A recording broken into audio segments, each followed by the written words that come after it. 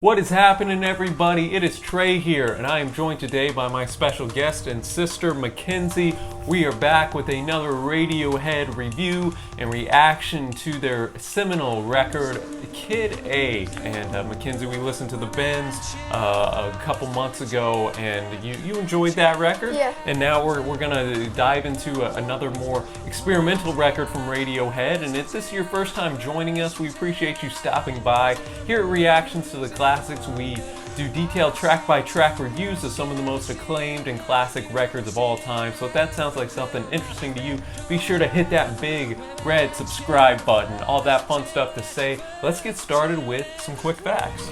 Okay, so like OK Computer, Kid A was nominated for a Grammy of Album of the Year, and it also won for Best Alternative Album. And at the turn of the decade, Rolling Stone, Pitchfork, and The Times ranked Kid A as the greatest album of the 2000s. Yeah, so it's kind of up there. It's a follow-up, as you said, Makinsey, to OK Computer. That's another one of the most acclaimed records of all time. It's their fourth studio album, and it was ranked number 67th on the Rolling Stones top 500 albums of all time. And this was marked a big departure in Radiohead's style from the more alternative rock type sphere. Lots of experimentation. It took a bunch of influence from electronic music, jazz, even classical music. You have brass instruments in there, string orchestras, and just a bunch of synthesizers and funky drums and a bunch of stuff that really took people for a loop. They started recording in 1999 with the same producer they used for OK Computer, Nigel Godrich. It produced over 20 tracks, and half of it went into the Kid A album we're reviewing, and the other half went into their next album, Amnesiac. And Radiohead did not release any singles or any music videos to promote Kid A. Instead, they used short animated videos featuring music and artwork to promote it, and they were one of the first major acts to use the internet as a promotional tool. An interesting point about the lyrics here, they kind of take a backseat to a lot of Radiohead's previous works. York said he just kind of cut up some phrases and would just pull them out to compose some of the songs, so they're not the focal point that you would notice in a lot of normal music. Eventually, they all got behind it, were able to push through their writer's block, and created one of the most acclaimed albums of this century. So that brings us into the first song of this album, which is Everything in Its Right Place. Now, this was named 24th Best Song of the Decade by the Rolling Stone. Now, I really like this song.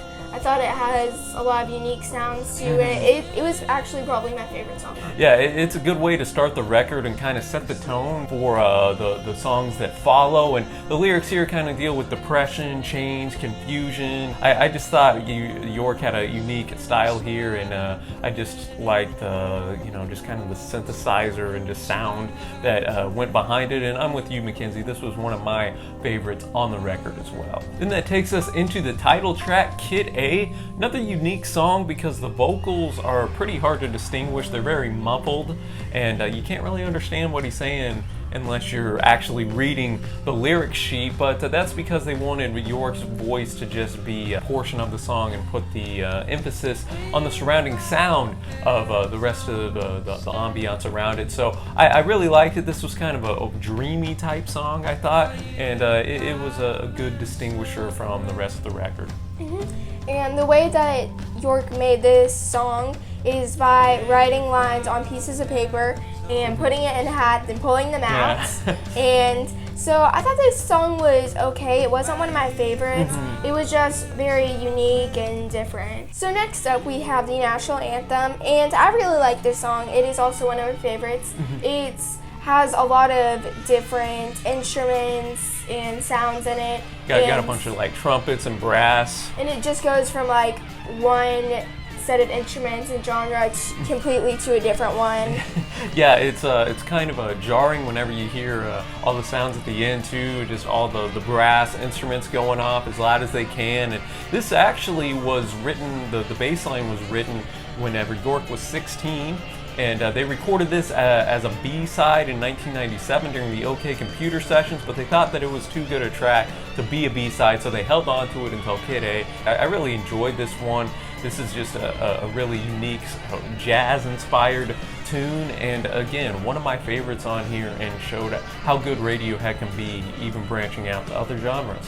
Yeah, and at the end, whenever a bunch of different brass instruments and all that is playing, that's actually probably one of my favorite parts of the song. All right, then that takes us into How to Disappear Completely, another big variation in style from especially the previous track. And this was inspired by a dream York had where he was floating around a city as a ghost. And it's definitely one of the more depressing type of songs on this record, and the refrain, "I'm not here, this isn't happening," was advice York got from REM singer Michael Stipe, so that's where that comes from, and just a very beautiful type song to me. This is definitely one of my favorite Radiohead tracks ever, and it's very kind of depressing, but even so, I really enjoyed it, and the emotion York brought forth was something I appreciated. What do you think of this, Makinsey?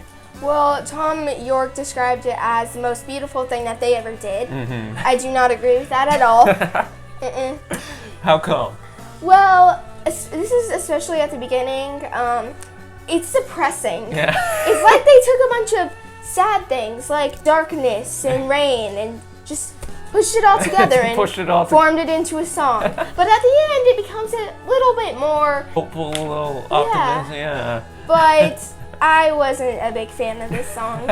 So that brings us to Tree Fingers, and this was the first instrumental track on a Radiohead album. Now, I was not a big fan of this song either. It was one of my least favorites. It was just instrumental, no words, and it wasn't my thing. It wasn't your thing. Yeah, this, I wouldn't say it was my favorite, but I liked it a little more than you did. I thought it was, again, kind of a dreamy atmosphere. Kind of served as an interlude between the depressing How to Disappear Completely to the more upbeat, at least sonically optimistic, which is our next track, and you know, just a decent little instrumental track there. And that takes us right into Optimistic, and this is another one of my favorite tracks. It's kind of a fan favorite, and this has a nice lyric, "You can try the best you can, the best you can is good enough." A little more optimistic, even though when you read the rest of the lyrics, you can see there's the critique on just the consumerism from society as a whole. There's a portion there where York says, "I'd really like to help you," but you know, it kind of makes you think this person's not actually going to help the other person out, and that's what you see a lot in society. A lot of good intentions, man. I'd really like to help this or that person out, but when it comes down to it, having to sacrifice, unless it's something in it for that person, a lot of the times they don't do it. But I enjoyed this one. What about you, Makinsey? This was definitely one of my favorites. It was a lot more upbeat and happy, and especially compared to the last How Did This Disappear Completely, eh? So that brings us to In Limbo.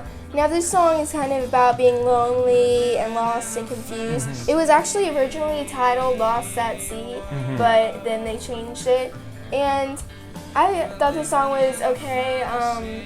I liked the guitar riff a lot. I think that was really good. Yeah, that's something that you didn't hear a ton throughout this record, the guitar portions. York took some inspiration kind of from Dante's Inferno, the levels of hell, being in limbo, and that's what you kind of see in the lyrics and kind of what the voices sound like. You're living in a fantasy world. They're just kind of a haunting tone to it, and once you realize that, you can listen for it and really appreciate what York and the boys at Radiohead were trying to do there. So I think this is an underrated track on this record. Then that takes us to the dance-inspired, electronic-inspired, one of my favorite songs on this record, Idiotech.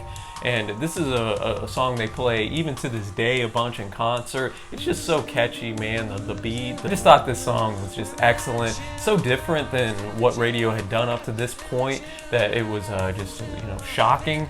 And it's just unbelievable. And Johnny Greenwood came up with the synthesizer beat. He played around and sent York a 50-minute clip, and York found a 40-second portion of that clip that Greenwood sent him, and that kind of was the backing track of the entire song. So all in all, one of my favorites in Radiohead's entire catalog. Yeah, and this was actually ranked number 56 on the Rolling Stones Best Songs of the 2000s. I really like this. This was definitely one of my favorites.